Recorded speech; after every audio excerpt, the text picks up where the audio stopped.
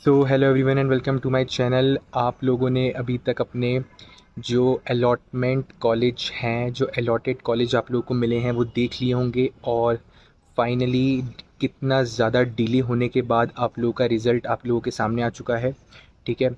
So first of all many many congratulations who got their medical seats and got their prioritised college.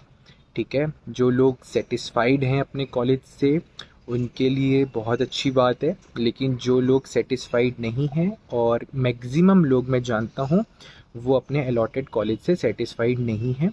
तो ऐसी condition में मुझे बहुत ज़्यादा लोगों के मैसेज आ रहे हैं स्पेसिफिकली टेलीग्राम पर कि सर ये बता दीजिए कि अब अपग्रेडेशन में कैसे क्या प्रोसीजर रहेगा, सेकंड राउंड में किस कॉलेजेस में चांसेस रहेंगे।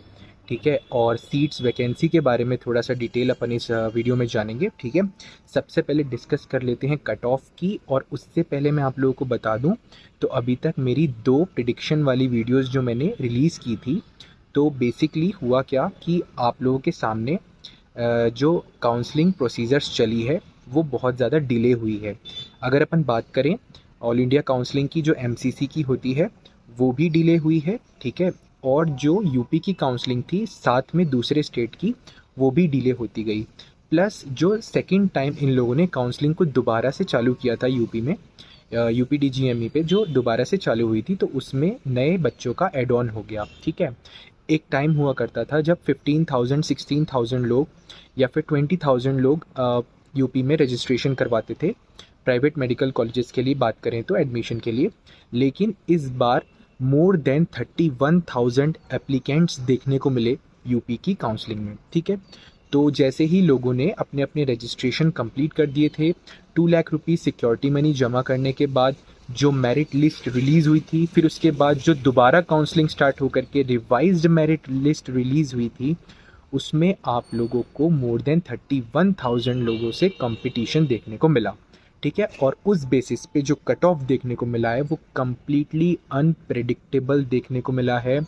और मैक्सिमम चीज़ें जो हैं वो एकदम हट कर के आई हैं। जैसा जैसा लोगों ने एनालिसिस किया था उससे काफ़ी ज़्यादा डिस्क्रिपेंसी देखने को मिली है। ठीक है। सो आप लोगों के लिए कट ऑफ मैं आपको डिस्कस करके बता देता हूँ। और जो नेक्स्ट ईयर यानी कि 2026 में जो लोग नीट देंगे और उनके गवर्नमेंट जितने मार्क्स अगर नहीं आ पाते हैं तो वो प्राइवेट के लिए सर्च करेंगे, तो उनके लिए भी ये वीडियो काफ़ी ज़्यादा बेनिफिशियल हो जाएगा, क्योंकि वो लोग भी ये कट ऑफ वहाँ से देख सकेंगे। इस बार एक तो फ़ीस का हाइक देखने को मिला था बहुत ज़्यादा, मेडिकल कॉलेजेस में जो फ़ीस बढ़ गई थी। प्लस दूसरी चीज़ ये हुई है कि काफ़ी ज़्यादा बच्चों को पता ही नहीं था कि फ़ीस बढ़ चुकी है। ठीक है। जो फ़ीस बढ़ने वाला ऑफिशियल नोटिस यूपी डीजीएमई की साइट पे रिलीज़ हुआ था वो काफ़ी लोगों को पता ही नहीं था। एडमिशन मतलब अलॉटमेंट होने के बाद कई लोगों के मुझे डीएम आए हैं कि इसकी फ़ीस यहाँ पे 1077 की जगह 12 लाख समथिंग लिखी हुई है, आपने तो कहा था 1077 है, पहले तो 1077 थी। भाई देखो, आप लोग अपडेटेड नहीं है तो इसमें मेरी गलती नहीं है। ठीक है। ये आप लोगों को देखना चाहिए टाइम टू टाइम अपनी चॉइस फिलिंग लॉक करने से पहले कि कौन सी जो कॉलेज है उसकी फ़ीस क्या है। अपडेटेड फ़ीस स्ट्रक्चर से आपको वाकिफ़ होना चाहिए था। ठीक है। तो अब बात कर लेते हैं सबसे पहले जो कट ऑफ गया है। ठीक है।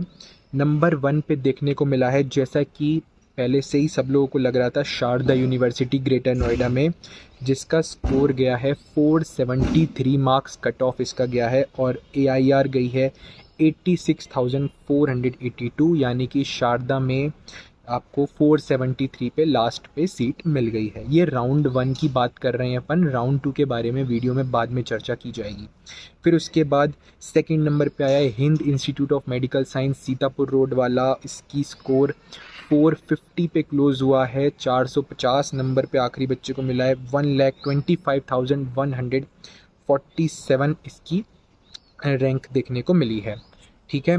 फिर उसके बाद थर्ड नंबर पे, जैसा कि लग रहा था बहुत ज़्यादा डिमांड बढ़ती जा रही थी, केडी मेडिकल कॉलेज मथुरा की, तो इसका देखिए 449 मार्क्स गया है, एक नंबर कम आपके हिंद सीतापुर से, और रैंक गई है 1,24,130। ठीक है। फिर देखिए United institute of medical science Prayagraj की भी डिमांड बहुत ज़्यादा बढ़ गई थी और वहाँ पे स्कोर गया है 438 मार्क्स, यानी कि रैंक 1,41,916। फोर्थ नंबर पे यूनाइटेड रहा है। फिफ्थ नंबर पे श्री गोरक्षनाथ गोरखपुर में जो है उसका स्कोर 426 मार्क्स पे क्लोज हुआ है और रैंक है 1,61,578। फिर उसके बाद सिक्स नंबर पे सरस्वती हापुर, यहाँ पे स्कोर गया है 425 मार्क्स और रैंक है 1,64,442। फिर सेवन्थ पे आया है हिम्स बाराबंकी। ऑब्वियसली इसका नीचे जाना था, फीस बढ़ गई थी इस वजह से, लेकिन सीट्स 100 हैं, डिमांड ज़्यादा रहती है, काफ़ी पॉपुलर कॉलेज है, काफ़ी पुराना है, इसलिए लोगों ने इसको काफ़ी ज़्यादा चुन लिया था। ठीक है, तो स्कोर इसका 423 मार्क्स गया है और रैंक है 1,67,386। फिर उसके बाद हेरिटेज वाराणसी का नाम भी टॉप 8 में आ गया इस बार और स्कोर 421 मार्क्स। फिर इसके बाद 1,70,864 पे इसकी रैंक क्लोज हुई है।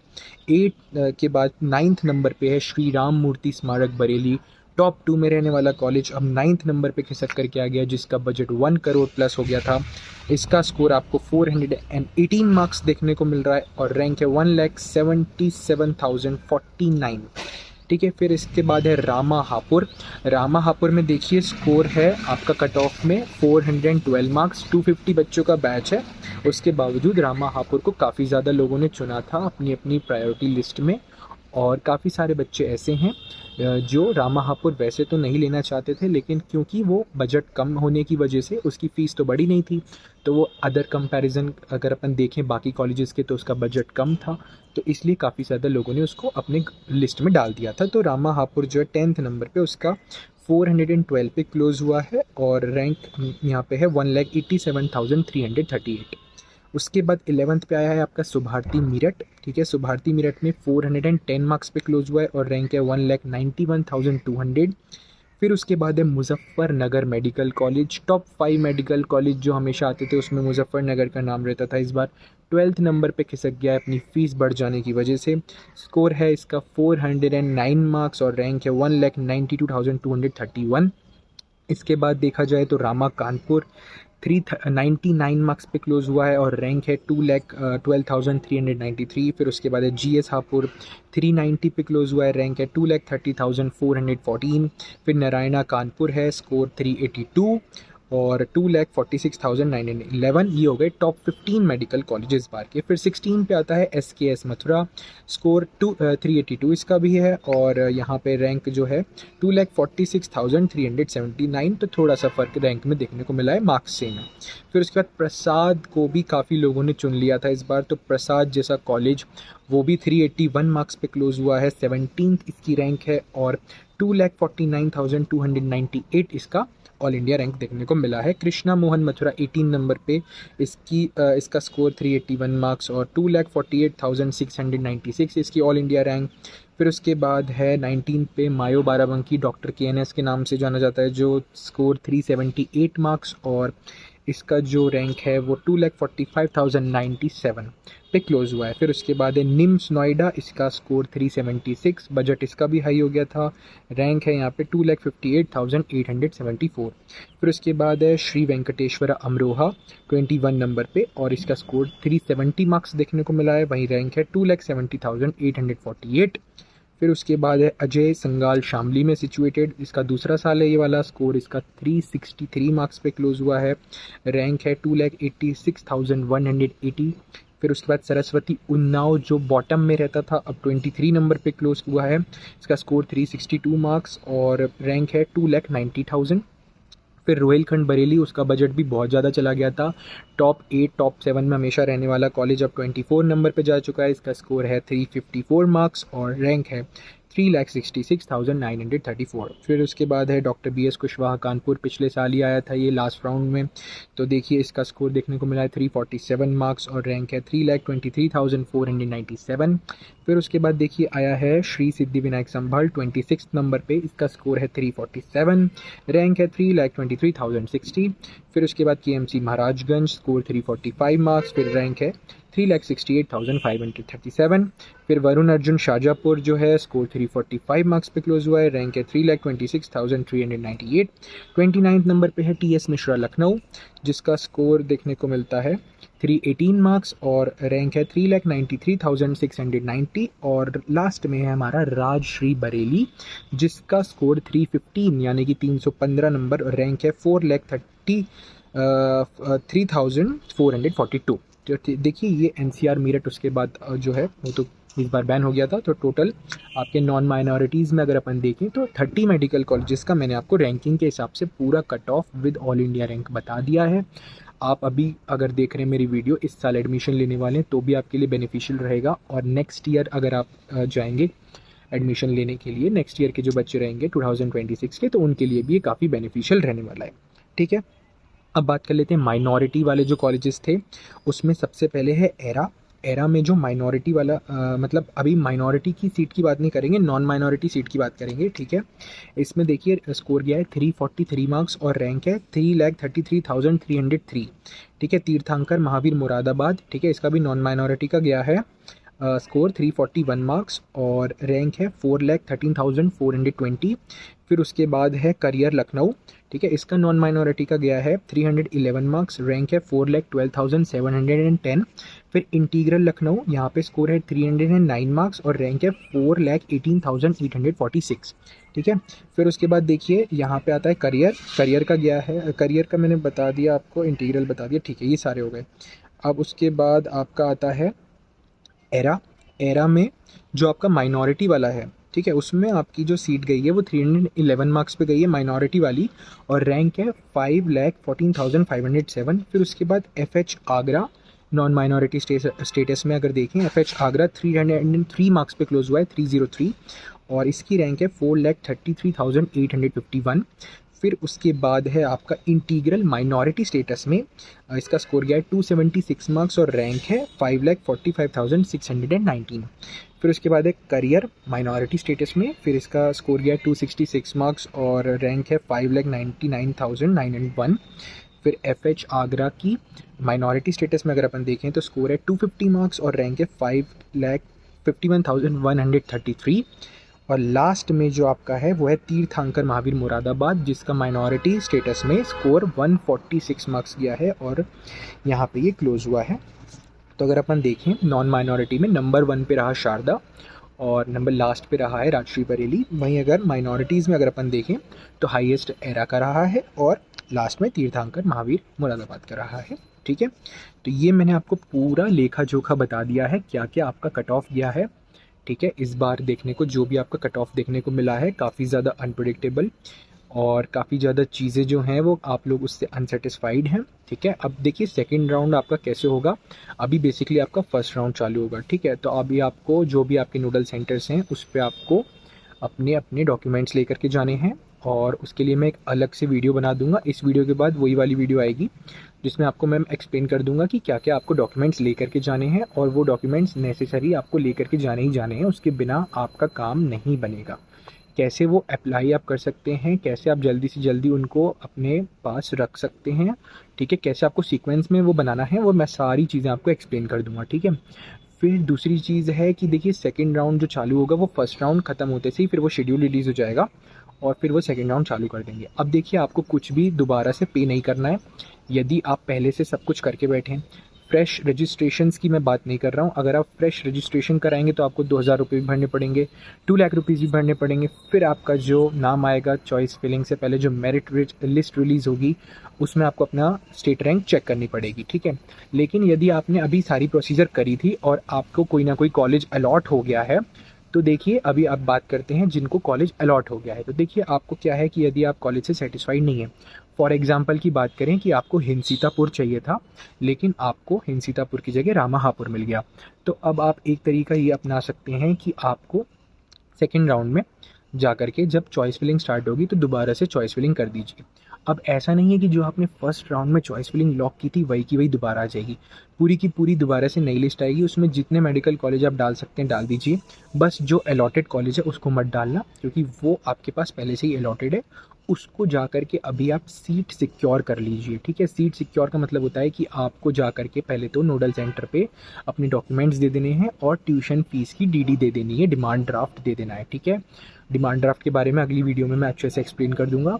आपको ट्यूशन फ़ीस की वो डीडी दे देनी है और उसमें आपको सीट सिक्योर हो जाएगी। फिर आपको जाके हॉस्टल, मिसलेनियस और सिक्योरिटी जो 3 लाख रुपीज़ है वो नहीं भरनी है, ठीक है। वो बाद में भरना, सेकंड राउंड जब आपका हो जाएगा, आप अपने कॉलेज से सेटिस्फाइड होंगे, जो आपको सेकंड राउंड में कुछ मिले या नहीं मिले तो आप जा कर के अपना फिर बाकी फ़ीस पे कर सकते हैं कॉलेज में, ठीक है। लेकिन उससे पहले आप सीट सिक्योर कर लेंगे ट्यूशन फ़ीस दे करके। अब सेकंड राउंड आएगा भाई।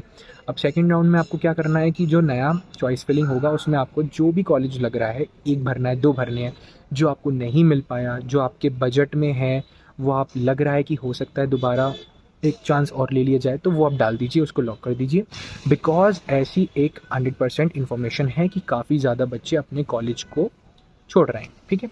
काफ़ी ज़्यादा बच्चे, अभी जैसे क्या हुआ कि मान लो कि किसी कॉलेज में 150 सीट्स हैं तो 150 की 150 फुल हो गई, किसी में 250 हैं तो 250 की 250 भी फुल हो गई।